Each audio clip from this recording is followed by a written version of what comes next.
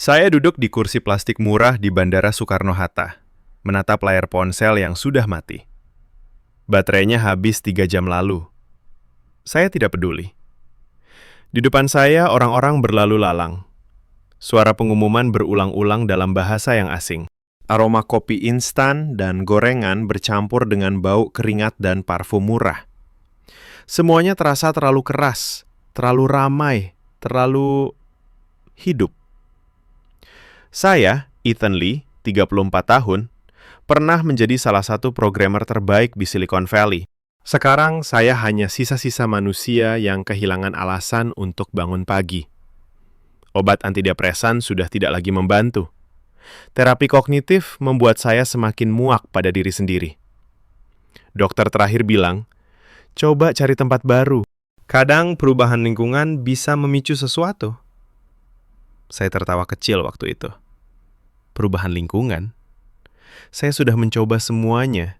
Bali, Thailand, Jepang, bahkan Islandia yang sepi. Tidak ada yang berubah. Rasa hampa itu tetap mengikuti seperti bayangan. Kemudian saya membaca artikel tentang Toraja di Sulawesi Selatan, Indonesia. Orang-orang di sana merayakan kematian. Mereka menyimpan jenazah di rumah selama berbulan-bulan, bahkan bertahun-tahun. Mereka mengganti pakaian mayat, menyisir rambutnya, memberi makan makanan favoritnya. Mereka mengadakan pesta besar, menyembelih puluhan kerbau, hanya untuk mengantar orang mati ke alam baka. Saya membaca itu dan merasa jijik. Manusia barbar, menyimpan mayat seperti barang koleksi, memboroskan uang untuk pesta ketika orang hidup masih kelaparan. Itu bukan budaya, itu kegilaan. Tapi tepat saat itu, ada sesuatu bergerak di dalam dada saya. Bukan harapan, bukan rasa ingin tahu, hanya keinginan untuk mati di tempat yang tidak ada orang mengenal saya. Di tempat di mana kematian adalah pesta, bukan tragedi. Mungkin di sana, akhirnya saya bisa berhenti berpura-pura masih hidup. Saya membeli tiket satu arah ke Makassar. Tidak ada rencana pulang. Pesawat mendarat di Makassar malam itu. Udara terasa lengket, panas, dan berbau ikan asin. Saya naik angkot yang penuh sesak. Orang-orang menatap saya, tapi tidak ada yang bertanya. Mereka hanya tersenyum, mengangguk, lalu melanjutkan obrolan mereka. Saya memejamkan mata, berharap bisa menghilang di antara keramaian itu. Keesokan harinya, saya naik bus malam menuju Toraja. Jalanan berlubang. Bus bergoyang seperti kapal di badai. Penumpang tidur di kursi, kepala mereka bergoyang-goyang mengikuti ritme jalan. Saya tidak bisa tidur. Setiap kali mata terpejam, wajah ibu muncul. Wajahnya yang pucat di ranjang rumah sakit. Saya berusia 12 tahun. Saya tidak menangis saat itu. Saya hanya diam. Keluarga bilang saya kuat. Saya tidak kuat.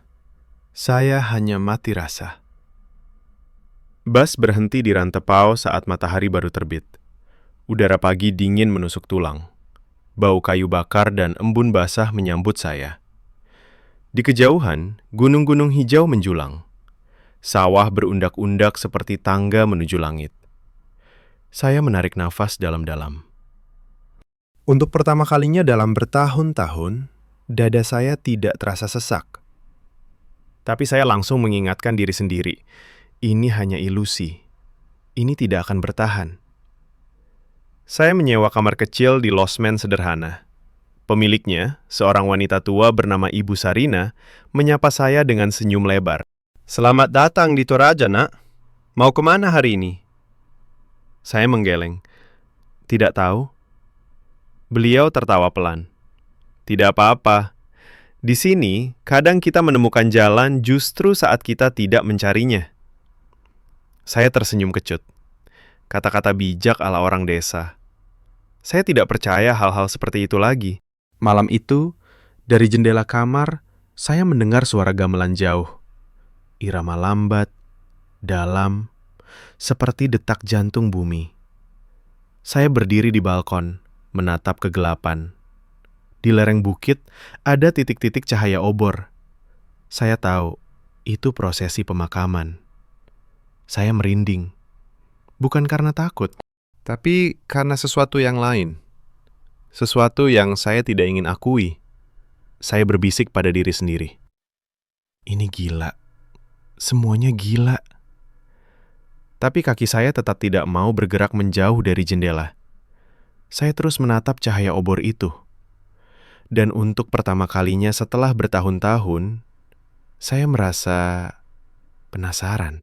Pagi itu matahari baru saja muncul di balik gunung. Saya keluar dari losmen dengan tas kecil di punggung. Udara pagi Toraja terasa segar, dingin, membawa aroma tanah basah dan daun pinus. Saya berjalan tanpa tujuan jelas. Jalan setapak berbatu kecil menurun ke arah lembah. Di kanan kiri, rumah adat Tongkonan berdiri megah. Atapnya melengkung seperti tanduk kerbau, dicat merah, hitam, kuning. Saya memandangnya sekilas. Cantik, tapi terlalu mencolok. Di Amerika, rumah kami rata, praktis, tidak perlu menarik perhatian. Tiba-tiba suara mesin motor memecah kesunyian. Seorang pemuda melaju kencang, membawa 2 keranjang besar di belakang. Dia hampir menyenggol saya. Saya melompat ke pinggir jalan, jantung berdegup kencang. Dia berhenti, menoleh, lalu tersenyum lebar. "Maaf Pak, jalan sempit ya?" Saya mengangguk kaku, tidak menjawab. Di sini lalu lintas seperti kekacauan yang teratur. Motor saling bersahutan, kadang 3 motor berdampingan di jalan selebar 2 meter. Tidak ada lampu merah, tidak ada garis pembatas. Hanya klakson pendek dan senyuman jika hampir bertabrakan. Saya menggelengkan kepala. Ini bukan peradaban, ini bahaya.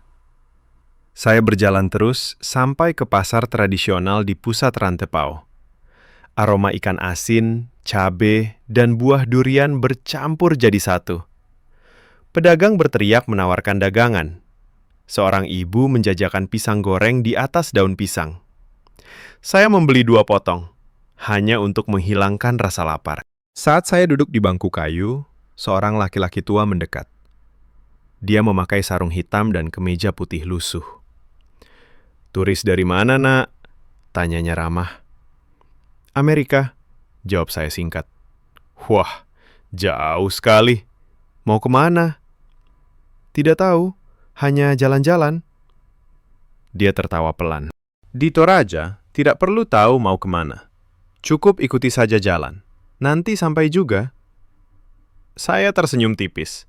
Filosofi murahan. Tapi entah kenapa, kata-katanya terasa hangat. Tiba-tiba dari kejauhan terdengar suara gamelan lagi. Lebih keras dari malam sebelumnya. Disertai jeritan panjang dan tangisan. Saya menoleh. Sebuah rombongan orang berjalan perlahan menuju bukit. Di tengah mereka, peti mati besar diusung dengan kain merah. Kerbau-kerbau hitam berjajar di belakang, diikat dengan tali. Jantung saya berdegup lebih cepat. Ini yang saya baca di artikel itu. Pesta kematian. Saya merasa mual. Mereka tertawa, bernyanyi, sambil mengantar mayat. Bagaimana bisa? Saya berdiri, ingin pergi. Tapi kaki saya malah melangkah mengikuti rombongan itu dari kejauhan. Saya tidak tahu kenapa. Mungkin rasa ingin tahu. Mungkin rasa muak yang ingin saya buktikan. Mereka berhenti di sebuah lapangan terbuka. Peti mati diletakkan di atas panggung kayu. Orang-orang mulai menari. Gerakan lambat, tangan melengkung seperti tanduk kerbau. Suara gamelan semakin dalam, menusuk dada. Seorang perempuan parubaya berdiri di depan peti. Dia berbicara dengan suara keras tapi lembut. "Ini ayah saya. Dia sudah menunggu hari ini selama 3 tahun. Sekarang kami antar dia ke tempat istirahat yang layak. Terima kasih atas semua yang dia berikan kepada kami." Saya mendengar kata-kata itu, dan tiba-tiba dada saya terasa sesak. Bukan karena jijik, tapi karena sesuatu yang lain. Sesuatu yang saya kubur dalam-dalam. Saya ingat ibu. Saat dia meninggal, kami hanya mengadakan upacara kecil, 10 menit di rumah duka. Kemudian semua kembali ke rutinitas. Tidak ada tangisan panjang, tidak ada cerita tentang dia. Keluarga bilang, hidup terus berjalan. Saya mengangguk waktu itu. Tapi sejak hari itu, saya berhenti hidup. Saya menatap rombongan itu lagi. Mereka tidak malu menangis. Mereka tidak malu mengingat. Mereka bahkan merayakan. Saya menggelengkan kepala keras-keras. Tidak, ini tetap salah. Ini tetap barbar. Tapi saat saya berbalik untuk pergi, seorang anak kecil menarik ujung baju saya. Dia menunjuk ke arah peti mati. "Pak, mau lihat? Ayah saya bilang, orang yang datang jauh harus ikut doa." Saya menatap mata anak itu. Mata yang bening, penuh kepercayaan. Saya tidak bisa menolak. Saya mengangguk pelan. Dan untuk pertama kalinya, saya melangkah lebih dekat ke arah kematian. Saya mengikuti anak kecil itu tanpa sadar. Langkah saya berat, tapi tetap maju.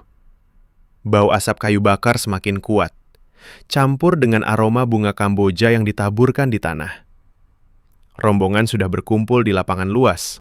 Peti mati diletakkan di atas panggung sederhana dari bambu. Di sekitarnya, orang-orang duduk bersila.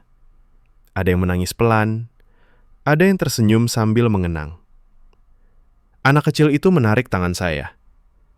"Duduk di sini, Pak. Dekat sama saya." Saya menurut. Kaki saya gemetar saat menyentuh tanah yang masih basah embun. Seorang tetua laki-laki berdiri. Dia memegang tombak kecil berukir. Suara gamelan berhenti sejenak. Kemudian, dia mulai berbicara dengan bahasa Toraja yang dalam. Saya tidak paham semua kata, tapi nada suaranya penuh hormat. Dia bercerita tentang almarhum, tentang bagaimana dia bekerja keras membangun rumah untuk anak-anaknya, bagaimana dia mengajari cucu-cucunya menanam padi, bagaimana dia selalu tersenyum meski hidup susah. Setiap kalimat diakhiri dengan anggukan kepala dari semua orang. Mereka berkata, "Amin," pelan, seperti doa yang tulus. Tiba-tiba seorang perempuan muda naik ke panggung. Dia membuka peti mati perlahan. Saya menahan napas. Mayat seorang laki-laki tua terbaring di dalam. Tubuhnya dibalut kain tenun merah. Wajahnya tenang, seperti sedang tidur. Mereka tidak takut. Mereka tidak jijik.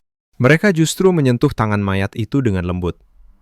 Menyisir rambutnya, memberi makan nasi dan daging panggang ke mulut yang sudah tertutup. Saya merasa mual naik ke tenggorokan. Ini barbar. Ini tidak masuk akal. Bagaimana bisa memperlakukan mayat seperti orang hidup? Tapi saat saya hendak berdiri untuk pergi, seorang perempuan parubaya mendekat. Dia tersenyum hangat. "Orang asing ya? Duduklah, jangan takut." Saya menggeleng. Saya tidak biasa melihat ini. Dia mengangguk pelan. "Kami juga dulu takut, tapi ini cara kami mengatakan selamat tinggal. Kami tidak ingin ayah pergi dengan perasaan ditinggalkan. Kami ingin dia tahu, kami masih mencintainya. Selalu." Kata-kata itu seperti ditusuk ke dada saya. Saya ingat ibu. Saat dia meninggal, saya tidak pernah mengucapkan selamat tinggal. Saya hanya diam di sudut kamar. Saya tidak menyentuh tangannya. Saya tidak menangis. Saya takut jika menangis, berarti saya mengakui dia benar-benar pergi. Saya menunduk. Air mata hampir jatuh, tapi saya tahan. Tidak di sini. Tidak di depan orang asing. Perempuan itu menyentuh bahu saya pelan. Di Toraja, kematian bukan akhir. Itu hanya perjalanan panjang. Dan kami mengantarnya dengan cinta, bukan dengan kesedihan saja. Saya tidak menjawab, hanya mengangguk kecil. Malam itu, prosesi berlanjut hingga larut. Mereka menyembelih kerbau. Darah mengalir ke tanah. Tapi tidak ada yang terlihat kejam. Semua dilakukan dengan hormat, seperti persembahan terakhir. Saya berdiri di pinggir lapangan, menatap api unggun. Cahaya api memantul di wajah-wajah rek wajah yang penuh air mata, tapi juga penuh kedamaian. Saya merasa ada yang retak di dalam diri saya. Sesuatu yang selama ini saya kubur dalam-dalam. Saya tidak percaya apa yang saya lihat. Tapi saya juga tidak bisa pergi. Saya tetap berdiri di sana, mendengar gamelan yang semakin lambat, seperti detak jantung yang mulai tenang. Dan untuk pertama kalinya, saya bertanya pada diri sendiri. Mungkin saya salah paham sejak awal. Hari-hari berikutnya berlalu lambat di Toraja. Saya tidak punya jadwal. Tidak ada email yang harus dibalas. Tidak ada deadline yang mengejar. Hanya pagi yang dingin, siang yang terik, dan malam yang penuh suara jangkrik. Saya sering duduk di beranda losmen, menatap sawah yang hijau membentang. Angin membawa aroma tanah basah setelah hujan singkat. Kadang saya memejamkan mata, mencoba merasakan sesuatu. Apa saja? Ibu Sarina sering membawa secangkir kopi hitam pekat. Minum dulu, nak, biar badan hangat. Saya mengangguk. Kopi itu pahit sekali. Tapi entah kenapa saya suka. Suatu sore, saya berjalan ke arah lembah kecil di belakang desa. Jalan setapaknya licin karena hujan tadi pagi. Saya hampir tergelincir 2 kali. Tapi saya terus berjalan. Di sana ada sebuah rumah tongkonan yang lebih kecil. Atapnya sudah agak miring, catnya mulai pudar. Di depan rumah, seorang laki-laki tua sedang mengukir kayu. Dia memakai kacamata tebal. Tangannya gemetar, tapi gerakannya pasti. Saya berhenti, hanya menatap dari kejauhan. Dia menoleh, lalu melambai. Mau lihat, nak? Saya ragu sejenak, lalu mendekat. Di tangannya ada sepotong kayu yang mulai berbentuk wajah manusia. Mata besar, hidung mancung, senyum tipis. Tahu-tahu, katanya pelan. Saya buat untuk nenek saya. Sudah 3 tahun dia pergi, tapi baru sekarang kami bisa buat. Saya menatap patung itu. Wajahnya terasa hidup, seperti sedang menatap balik ke saya. Saya merinding. Tapi kenapa disimpan begitu lama? Tanya saya tanpa sadar. Dia tertawa kecil. Karena kami ingin yakin bahwa kami sudah siap melepas dia. Bukan karena uang, bukan karena adat, karena hati. Saya diam. Kata-kata itu terasa berat. Saya ingat ibu lagi. Setelah dia pergi, saya langsung membuang semua barangnya. Foto-foto, baju, bahkan gelang kecil yang selalu dipakainya. Saya bilang pada diri sendiri, itu cara terbaik untuk move on. Tapi sebenarnya saya takut. Takut jika melihat barang-barang itu, saya akan ingat betapa saya tidak pernah bilang I love you sebelum dia menutup mata. Laki-laki tua itu melanjutkan mengukir. Gerakannya lambat. Sangat lambat. Saya duduk di batu di depannya. Hanya menonton. Tidak bicara. Hanya menonton. Matahari mulai turun. Cahaya jingga memantul di patung tahu-tahu itu. Wajah kayu seolah tersenyum lebih lebar. Saya berdiri. Makasih sudah mengizinkan saya melihat. Dia mengangguk. Kapan-kapan datang lagi. Nanti saya ajari mengukir. Saya tersenyum kecil. Pertama kalinya dalam waktu lama. Senyum yang tidak dipaksa. Malam itu saya tidur lebih nyenyak. Tidak ada mimpi buruk. Hanya suara angin dan gamelan jauh yang seperti nyanyian pengantar tidur. Keesokan harinya, saya bangun lebih pagi. Saya memutuskan untuk tidak pergi kemana-mana. Hanya tinggal di Toraja. Untuk sementara. Saya tidak tahu apa yang saya cari. Tapi saya mulai merasa, mungkin saya tidak perlu mencari. Mungkin cukup dengan diam dan membiarkan waktu berjalan. Lambat. Seperti orang-orang di sini. Dan entah kenapa, lambat itu terasa nyaman. Pagi itu hujan gerimis tipis. Air menetes dari atap losmen, membentuk irama pelan di tanah. Saya duduk di beranda, memegang cangkir kopi yang sudah dingin. Ibu Sarina mendekat, membawa selendang kain tenun. "Nak, hari ini ada upacara manene. Mau ikut?" Saya menatapnya ragu. Manene. Upacara membuka kembali kuburan, mengganti pakaian orang mati, membersihkan tubuh mereka. Saya pernah membaca tentang itu, dan setiap kali membaca, perut saya mual. Tapi entah kenapa, hari ini saya mengangguk. "Mau?" Suara saya kecil, hampir tidak terdengar. Kami berjalan bersama menuju lereng bukit. Jalan tanah licin, sepatu saya penuh lumpur. Di sekitar, orang-orang membawa payung daun pisang dan tas kain berisi pakaian baru. Ada bau dupa dan bunga kamboja yang semakin kuat saat kami mendekat. Kami tiba di sebuah gua kecil di sisi bukit. Pintu batu dibuka perlahan. Udara dingin keluar, membawa aroma tanah lembab dan sesuatu yang lebih dalam. Saya menelan ludah. Seorang tetua memimpin doa singkat. Kemudian, mereka mulai mengeluarkan peti-peti kayu. Satu persatu, dibuka dengan hati-hati. Tubuh-tubuh yang sudah mengering terbaring di dalam. Kulit seperti kayu tua. Rambut masih utuh, tapi mata sudah tenggelam.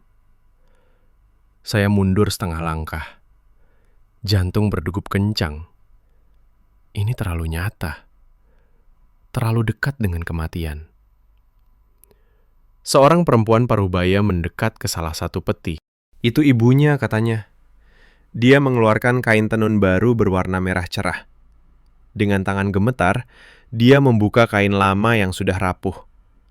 Lalu membalut tubuh ibunya lagi, perlahan, seperti sedang memakaikan baju anak kecil. Dia berbisik pelan.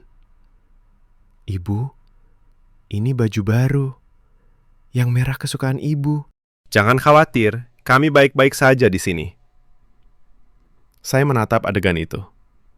Tidak ada jeritan, tidak ada tangisan histeris, hanya kelembutan yang dalam. Kelembutan yang membuat dada saya terasa sesak.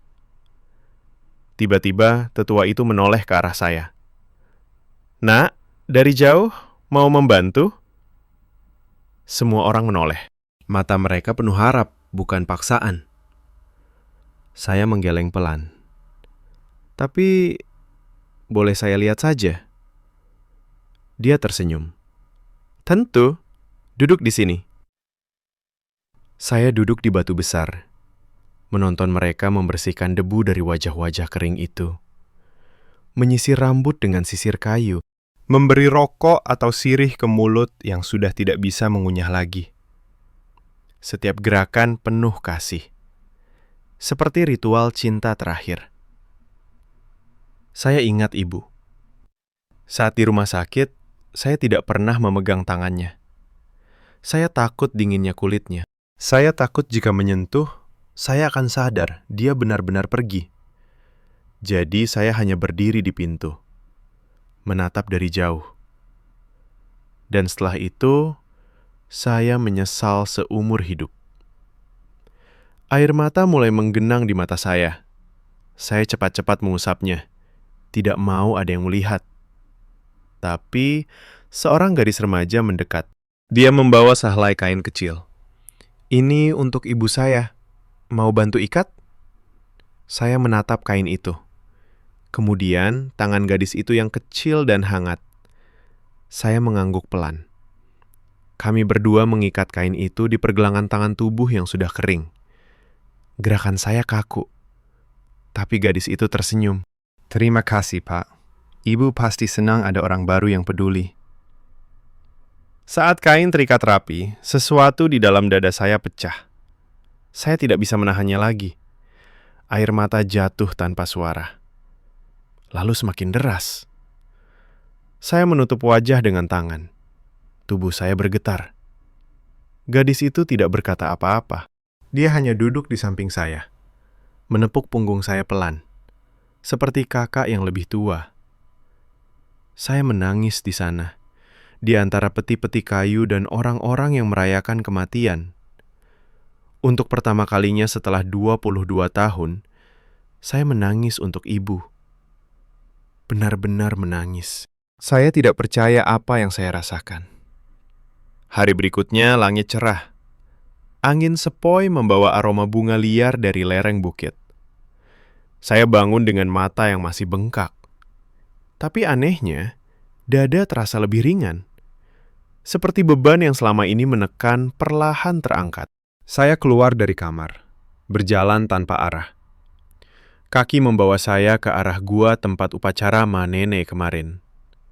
Pintu batu sudah ditutup kembali. Tidak ada orang. Hanya keheningan dan suara burung kecil di pepohonan. Saya duduk di batu besar yang sama seperti kemarin. Menatap pintu gua itu lama sekali. Di dalam sana ada puluhan jiwa yang sudah pergi. Tapi mereka tidak benar-benar pergi. Mereka masih ada. Dalam ingatan, dalam kain baru, dalam cerita yang diceritakan setiap tahun. Saya mengeluarkan ponsel dari saku. Baterai tinggal sedikit.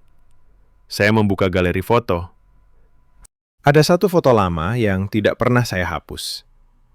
Ibu tersenyum di taman belakang rumah. Rambutnya tergerai, tangannya memegang secangkir teh. Saya menatap foto itu. Untuk pertama kalinya, saya tidak langsung menutupnya. Air mata jatuh lagi. Tapi kali ini bukan tangisan yang menyakitkan. Lebih seperti hujan yang membersihkan. Saat saya sedang menangis pelan, seorang laki-laki parubaya lewat. Dia membawa parang dan seikat daun pisang. Dia berhenti melihat saya. "Nak, ada apa?" tanyanya lembut. Saya menggeleng. Hanya mengingat ibu saya. Dia mengangguk, seolah sudah paham. Ibu saya juga sudah pergi. Tapi setiap Mak Nene, saya merasa dia kembali sebentar. Dia duduk di samping saya lagi, meski hanya dalam hati. Dia duduk di samping saya. Tidak bertanya banyak, hanya diam bersama. Keheningan itu terasa nyaman. Tidak seperti keheningan di kota besar yang penuh tekanan. Setelah beberapa saat, dia berdiri. "Mau ikut saya? Ada yang ingin saya tunjukkan." Saya mengikuti tanpa bertanya. Kami berjalan menaiki bukit kecil. Di puncaknya, ada deretan tau-tau berdiri di rak batu. Puluhan patung kayu menatap ke lembah. Wajah-wajah mereka berbeda-beda. Ada yang tersenyum, ada yang serius, ada yang tampak sedang mengenang. Laki-laki itu menunjuk satu tau-tau di tengah. "Ini ayah saya. Dia suka merokok. Makanya saya taruh rokok di tangannya setiap tahun." Saya menatap patung itu. Wajah kayu itu terasa begitu hidup, seolah ayahnya masih ada di sana, menjaga keluarga dari atas bukit. Saya bertanya pelan, "Kenapa tidak dikubur biasa saja?" Dia tersenyum kecil. "Karena kami tidak ingin mereka benar-benar hilang. Kami ingin mereka tetap melihat kami hidup, tetap menjadi bagian dari cerita kami." Saya diam lama. Angin bertiup kencang, membuat daun-daun bergoyang. Suara gamelan samar-samar terdengar dari desa di bawah. Saya merasa ada yang bergeser lagi di dalam diri saya. Bukan lagi retak, tapi seperti pintu yang selama ini terkunci, perlahan terbuka. Saya menatap tahu-tahu itu satu persatu. Setiap wajah membawa cerita. Cerita tentang cinta yang tidak pernah berakhir. Cinta yang lebih kuat dari kematian. Saya berbisik pada diri sendiri. Mungkin saya salah paham sejak awal. Kata-kata itu keluar tanpa paksaan. Dan untuk pertama kalinya, saya merasa kata-kata itu benar. Saat matahari mulai condong ke barat, laki-laki itu menepuk bahu saya. "Pulanglah, Nak. Besok masih ada hari." Saya mengangguk. Saat berjalan turun bukit, saya menoleh sekali lagi ke deretan tau-tau itu. Mereka tetap berdiri tegak, menatap ke arah saya. Dan saya tahu, mereka juga menatap ke arah ibu saya, dimanapun beliau berada sekarang. Pagi itu saya kembali ke gua untuk mak nenek kedua. Udara lebih dingin dari biasanya. Angin membawa bau tanah basah dan dupa yang masih menyala dari malam sebelumnya. Saya berjalan pelan. Kaki terasa berat. Tapi ada sesuatu yang mendorong saya maju. Orang-orang sudah berkumpul. Wajah-wajah familiar dari kemarin tersenyum saat melihat saya. Gadis remaja yang kemarin menepuk punggung saya melambai. "Pak, datang lagi. Hari ini kita ganti baju untuk kakek." Saya mengangguk kecil. Dada terasa aneh. Campur antara takut dan penasaran. Mereka membuka pintu gua lagi. Udara lembab keluar, membawa aroma kayu tua dan kain lapuk. Tetua memimpin doa. Suara gamelan pelan mengiringi. Irama seperti detak jantung yang lambat. Satu persatu peti dibuka. Tubuh-tubuh kering dikeluarkan dengan hati-hati. Saya berdiri di belakang, menatap dari kejauhan. Tapi gadis remaja itu menarik tangan saya. "Mau bantu, Pak? Kali ini giliran kakek saya." Saya ragu. Tangan saya dingin. Tapi mata gadis itu penuh kepercayaan. Saya mengangguk pelan. Kami mendekat ke peti kayu yang sudah terbuka. Di dalam, tubuh kakeknya terbaring. Kulitnya keriput seperti akar pohon tua. Rambut putihnya masih rapi. Mata yang sudah tenggelam seolah menatap ke langit. Gadis itu mengeluarkan kain baru berwarna hitam dengan motif tanduk kerbau. "Ini kesukaan kakek." Dia bilang tanduk kerbau melambangkan kekuatan. Dia mulai membuka kain lama. Gerakannya lembut, seperti sedang memakaikan baju bayi. Saya membantu memegang ujung kain. Tangan saya menyentuh tangan tubuh itu tanpa sengaja. Dingin, keras seperti kayu. Tapi tidak menyeramkan, lebih seperti kenangan yang beku. Saat itu, sesuatu meledak di dalam dada saya. Gambar ibu muncul tiba-tiba. Ibu diranjang sakit, wajahnya pucat. Tangan saya kecil waktu itu, tidak berani menyentuh. Saya berdiri di pintu, menonton ayah menangis. Tapi saya diam seperti batu. Air mata jatuh tanpa kendali. Saya menutup mulut dengan tangan. Tubuh gemetar. Gadis itu menoleh. "Pak, kenapa?" Saya tidak bisa jawab. Hanya menggeleng. Air mata semakin deras. Saya jatuh berlutut di depan peti. Menangis nuksne. Suara tangis saya memenuhi gua. Seperti bendungan yang pecah setelah bertahun-tahun. Orang-orang berhenti sejenak. Mereka menatap saya. Bukan dengan jijik. Bukan dengan heran. Hanya dengan pengertian. Tetua mendekat. Dia menyentuh bahu saya pelan. "Nangislah, Nak. Di sini boleh nangis. Kematian bukan untuk disembunyikan. Itu untuk dirayakan dan untuk dikeluarkan dari hati." Saya menangis lebih keras. Untuk ibu. Untuk tahun-tahun yang hilang. Untuk rasa bersalah yang saya kubur. Saya tidak bilang selamat tinggal. Saya tidak pegang tangannya. Saya takut. Dan sekarang, di gua ini, di antara orang mati yang dicintai, saya akhirnya bisa bilang, "Maafkan aku, Bu. Aku cinta kamu." Tangis berlangsung lama. Gadis itu duduk di samping saya, memegang tangan saya. Tidak berkata apa-apa. Hanya ada. Saat tangis mereda, saya berdiri pelan. Wajah basah, tapi hati terasa bersih. Seperti setelah hujan deras. Tetua tersenyum kecil. "Sekarang, lanjutkan. Kakek pasti senang ada yang baru ikut." Saya mengangguk. Kami selesaikan membalut kain baru. Gerakan saya sekarang lebih tenang, lebih pasti. Saat peti ditutup kembali, saya merasa ada yang berubah. Bukan hanya di dalam gua, tapi di dalam diri saya. Saya tidak percaya apa yang saya rasakan. Mungkin saya salah paham sejak awal. Kematian bukan akhir yang dingin. Itu jalan untuk hidup lagi, melalui cinta yang tersisa. Beberapa hari setelah manene itu berlalu, saya bangun pagi dengan tubuh yang terasa ringan. Udara Toraja masih dingin. Aroma kopi dari dapur losmen menyapa hidung saya. Saya duduk di beranda, menatap sawah yang hijau. Angin pelan menyentuh wajah. Tidak ada lagi beban berat di dada. Hanya kedamaian yang aneh. Ibu Sarina mendekat. Dia membawa mangkuk bubur jagung hangat. "Makan dulu, Nak. Badanmu perlu tenaga." Saya mengangguk.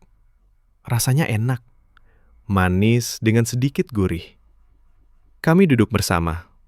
Saya mulai bercerita tentang ibu saya, tentang tangis kemarin.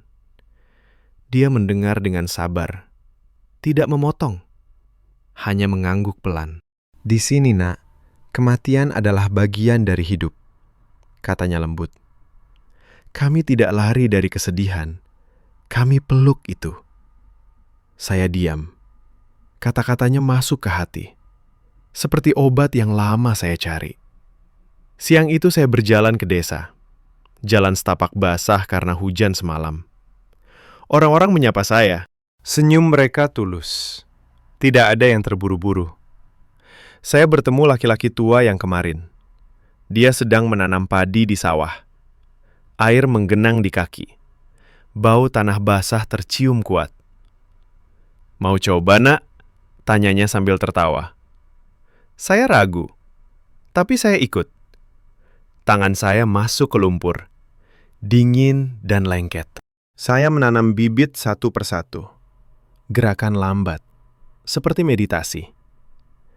Dia bercerita tentang hidupnya, anak-anaknya yang sudah pergi ke kota, cucu yang suka bermain di sungai.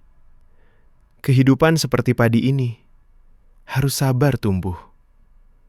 Saya mengangguk. Sekarang saya paham. Lambat bukan berarti malas. Lambat adalah cara menghargai waktu. Malam harinya ada api unggun kecil. Beberapa tetangga berkumpul. Suara gamelan pelan mengalun. Mereka bernyanyi lagu Toraja lama. Irama dalam, menyentuh jiwa. Saya duduk di antara mereka. Tidak lagi merasa asing. Seorang pemuda menyerahkan gitar kayu. "Coba main, Pak." Saya mainkan nada sederhana. Mereka ikut bernyanyi. Tawa menggema.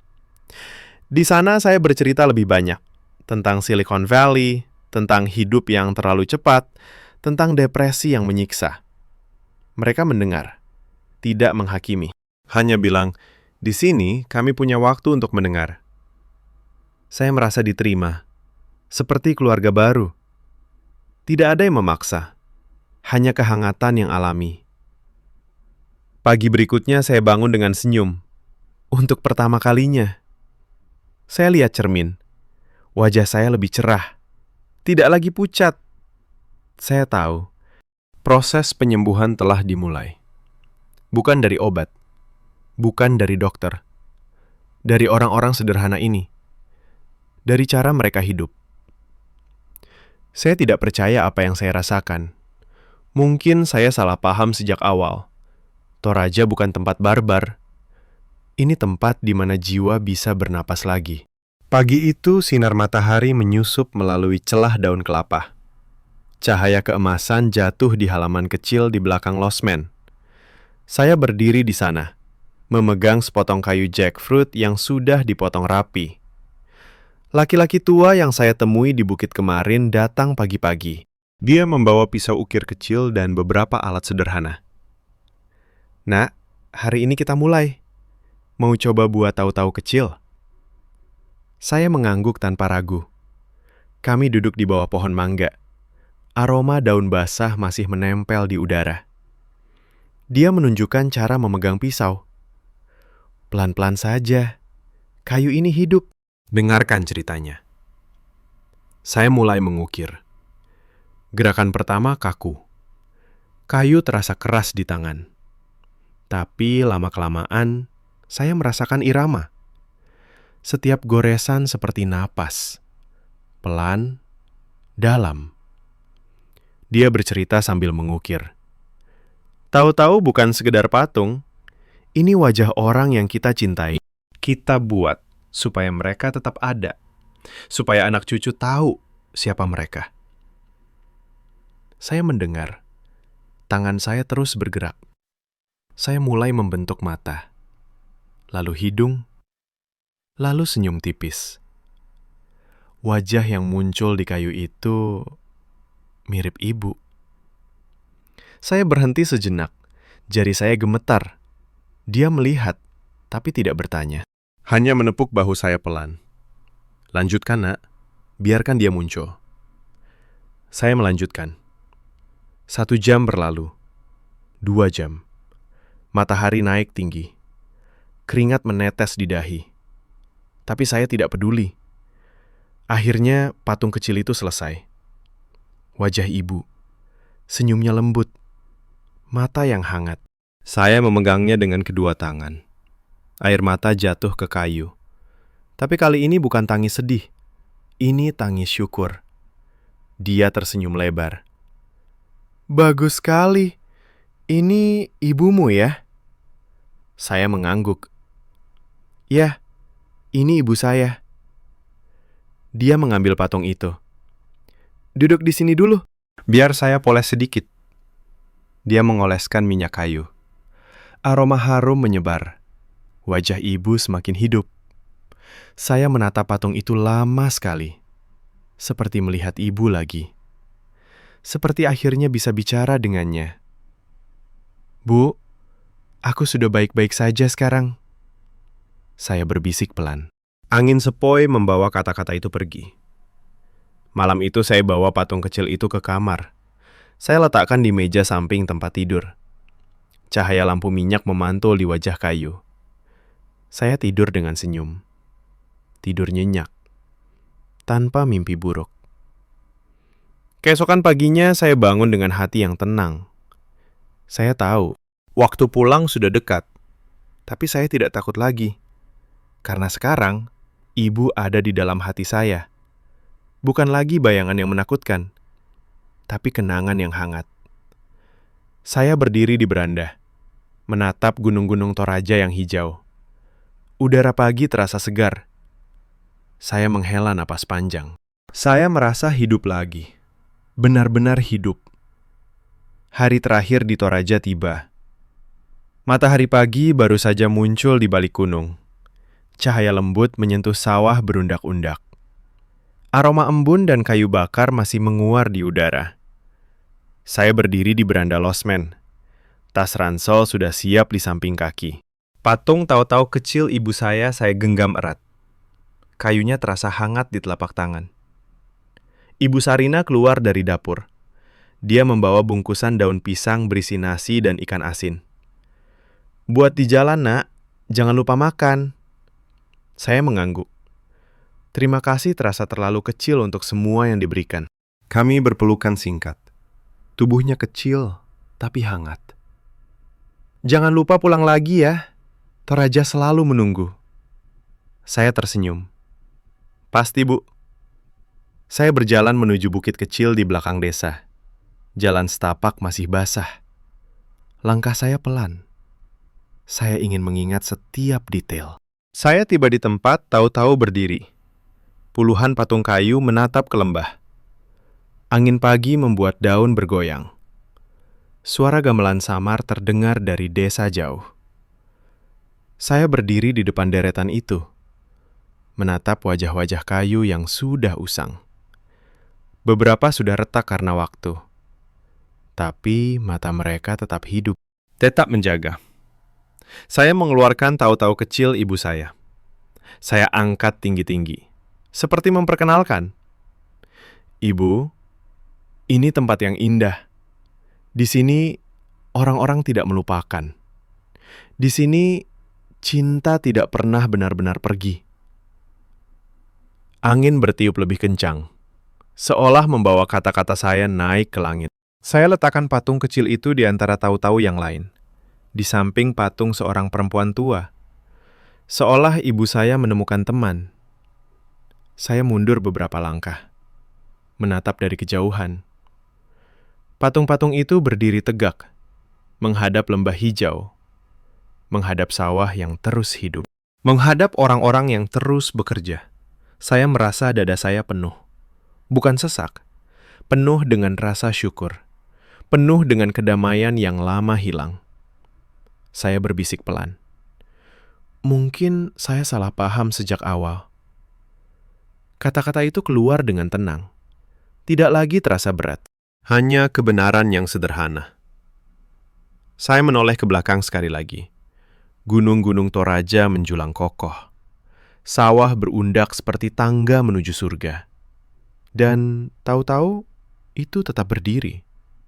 Menjaga cerita. Menjaga cinta. Saya berbalik. Langkah saya ringan menuju jalan raya.